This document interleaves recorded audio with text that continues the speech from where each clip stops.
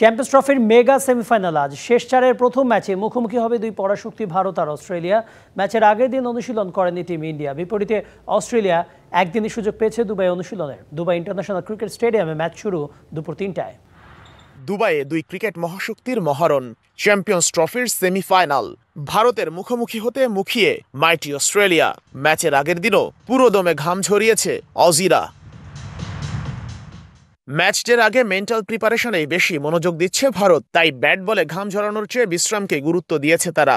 Dubai এমনিতেই ভারতের home গ্রাউন্ডের মতোই, টুর্নামেন্টের শুরু থেকে হোস্টের মতোই সুবিধা নিয়ে এক ভেন্যুতেই খেলছে ওরা। চ্যাম্পিয়ন্স ট্রফিতে টিম ইন্ডিয়া সুবিধা পেয়েছে। রোহিত শর্মা অবশ্য সেই যুক্তিরও খণ্ডন করেছেন।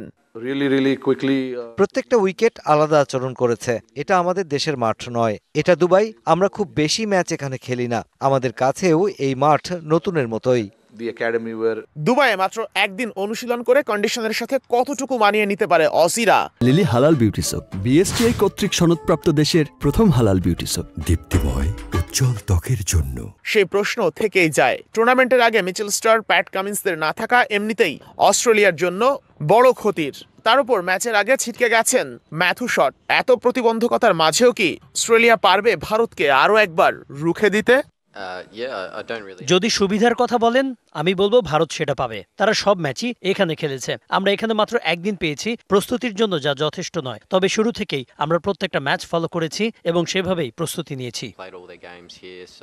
আইসিসি ইভেন্টে ভারতকে রুখে দেওয়ার প্রশ্ন তুলতেই একটা দলের নাম মাথায় আসে, মাইটি অস্ট্রেলিয়া, যারা বারবার প্রমাণ করেছে টুর্নামেন্টের বিগ ম্যাচে তাই কি করতে পারে তারা। তাই তো ক্রিকেট ভক্তরা স্বপ্ন দেখছে আরও একটা বিগ ফাইটের, আইসিসি চ্যাম্পিয়ন্স ট্রফির সেমিফাইনালে। দেখা যাক শেষ পর্যন্ত কি হয়। Sheikh Ashik, DBC news, Dubai, আরব আমিরাত।